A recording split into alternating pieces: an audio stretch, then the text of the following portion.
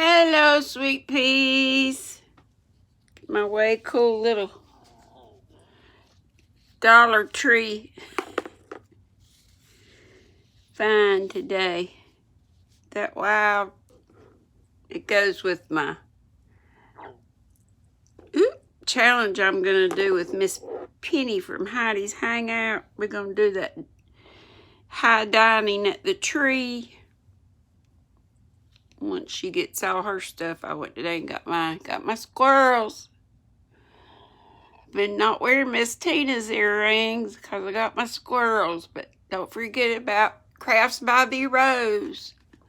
She's wanting to get big numbers by her birthday, which is in 2 weeks, I think. Don't we? I would love to get, you know what? For you know what, I ain't even going to say it because y'all know. Got all my stuff. Oh, I forgot my other squirrels are back here. Look at Flat Sammy. I forgot little Merle. Merle's in there, and I had already set my fat tail down, so Merle's been keeping me company in the den whilst I've been stitching. I hadn't got a lot done today. I just been FAWC and K. Falling asleep while crocheting or knitting. All right, let's jump into Tom. 13. The young pirates going to the rendezvous, the campfire talk. Tom's mind was made up now. He was gloomy and desperate. He was a forsaken, friendless boy. He said nobody loved him. When they found out what they had driven him to, perhaps they would be sorry. He tried to do right and get along, but they wouldn't let him since nothing would do them but to get rid of him. Let it be so, and let them blame him for the consequences. Why shouldn't they? Time I look up, I lose my spot. Why shouldn't they? What right had the friendless to complain? Yes, they had forced him to it at last. He would lead a life of crime. There was no choice. Lord, y'all, I forgot I ate goobers. Peanuts before I got on here, so if I grin, you might see some goobers. Oh, well. By this time, he was far down Meadow Lane, and the bell for school to take up tinkled faintly upon his ear. He sobbed. Now to think he should never, never hear that old familiar sound any more. It was very hard, but it was forced on him since he was driven out into the cold world. He must submit, but he forgave them. Then the sobs came thick and fast. Just at this point, he met his soul-sworn comrade, Joe Harper, hard-eyed and with evidently a great and dismal purpose in his heart. Plainly, here were two souls with but a single thought.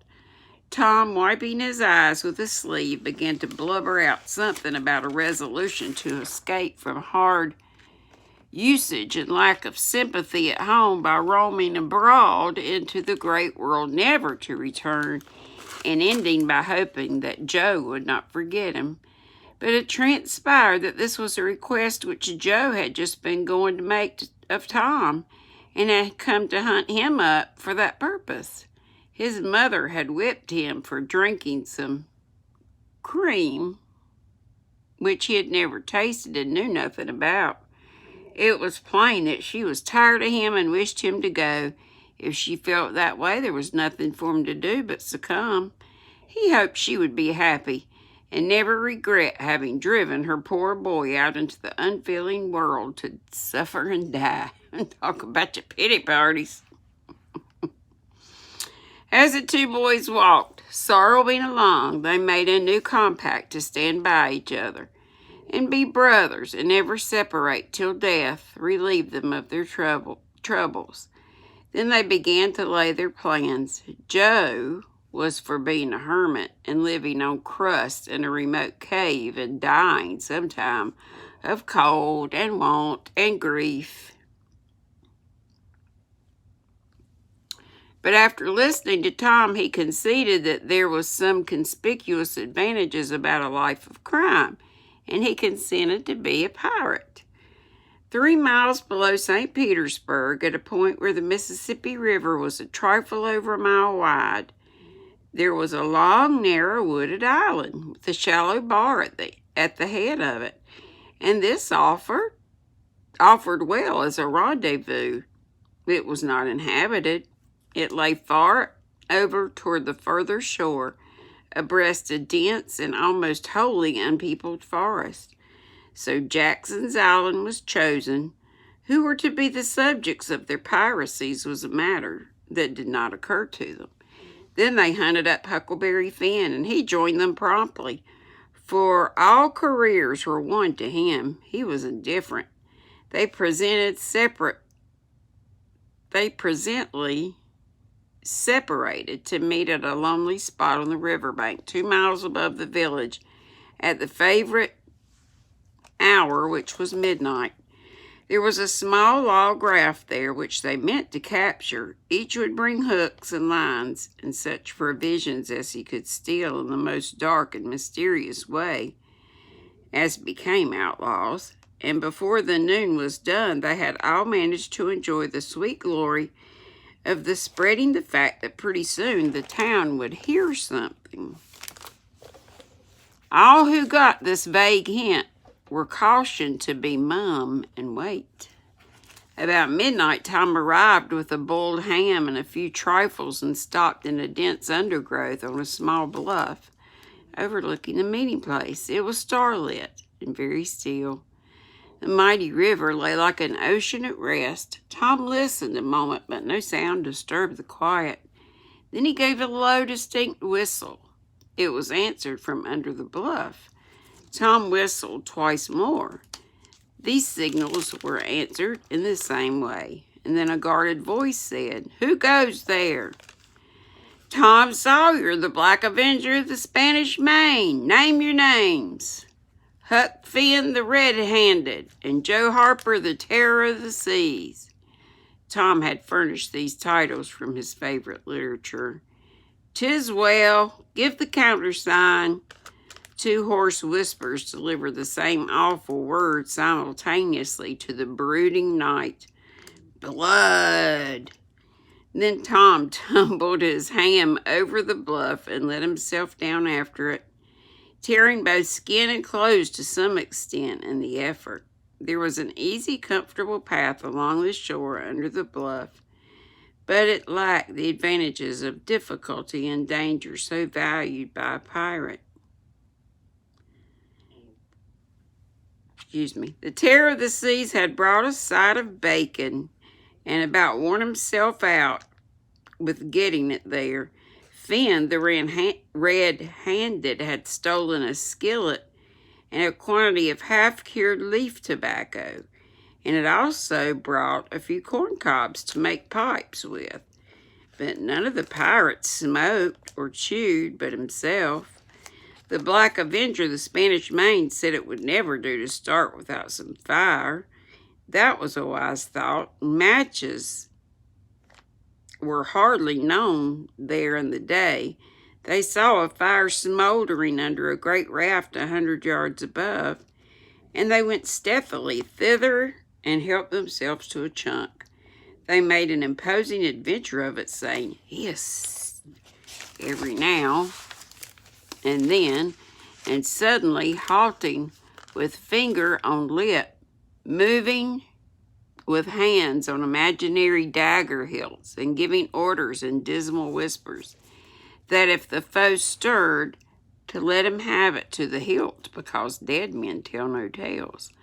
They knew well enough that the raftsmen were all down at the village, laying in stores or having a spree, but still that was no excuse for their conducting this thing in an unpiratical way. They showed off presently, Tom in command, Huck at the after oar, and Joe at the ford. Tom stood amidships, gloomy-browed and with arms folded, and gave his orders in a low, stern whisper. "Luff, bring her to the wind." Aye, aye, sir. Steady, steady, steady it is, sir. Let her go off a point. Point it is, sir. As the boys steadily and monotonously drove the raft toward midstream, it was no doubt understood that these orders were given only for style and were not intended to mean anything in particular. What sail was she carrying? Courses, topsail, and flying jib, sir. Send the royals up, lay out aloft there, half a dozen of ye foretop mastons. It's all together. Foretop maston sail, I guess. That is. It's all together. Lively now. Aye, aye, sir. Foretop maston L. Masterson L. Shake out that, oh lordy, main to gallantsel, sheets and braces. Now, my hearties, I guess these are all shipping terms, or maybe they're made up stuff, I don't know. Aye, aye, sir. Heel 'em a lee, hard a port. Stand by to meet her when she comes. Port, port, now, men. With a will. Steady. Steady it is, sir. The raft drew beyond the middle of the river. The boys pointed their head right and then lay on their oars. The river was not high, so there was not more than a 2 or 3 mile current. Hardly a word was said during the next 3/4 of an hour. Now the raft was passing before the distant town. 2 or 3 glimmering lights showed where it lay, peacefully sleeping beyond the vague, vast sweep of star-gemmed water, unconscious of the tremendous event that was happening. Oh, this was kind of long. I don't believe we're going to get through this. The Black Avenger stood still with folded arms, looking his last upon the scene of his former joys and the latter's suffering, and wishing she could see him abroad on the wild seas, facing peril and death with dauntless heart, going to his doom with a grim smile on his lips. It was but a small strain on his imagination to remove Jackson's Island beyond eyeshot of the village, and so he looked his last with a broken and satisfied heart. The other pirates were looking their last too, and they looked so long that they came near letting the current drift them out of the range of the island, but they discovered the danger in time and made shift to avert it. About 2 o'clock in the morning, the raft grounded on the bar 200 yards above the head of the island, and they waded back and forth until they had landed their freight. Part of the little raft's belongings consisted of an old sail, and this they spread over a nook in the bushes for a tent to shelter their provisions, but they themselves would sleep in the open air in good weather as became outlaws. They built a fire against the side of a great log 20 or 30 steps within the somber depths of the forest, and then cooked some bacon in the frying pan for supper, and used up half of the corn pone stock they had brought. Corn pone is cornbread. It seemed, oh, but it does say here, bread made with cornmeal and fried. We always called corn pone. We used it interchangeably with cornbread, but I guess it's supposed to be fried. Like hoe cakes, I think they called them. It seemed a glorious spot to be feasting in that wild, free way in the virgin forest of an unexplored and uninhabited island, far from the haunts of men, and they said they never would return to the haunts, wait a minute, unexplored and far from the haunts of men, and they said they would never return to civilization. The climbing fire lit up their faces and threw its ruddy glare upon the pillared tree trunks of their forest temple, and upon the varnished foliage and festooning vines. Woo, for over 15 minutes. When the last crisp slice of bacon was gone and the last allowance of corn pone devoured, the boys stretched themselves out on the grass, filled with contentment.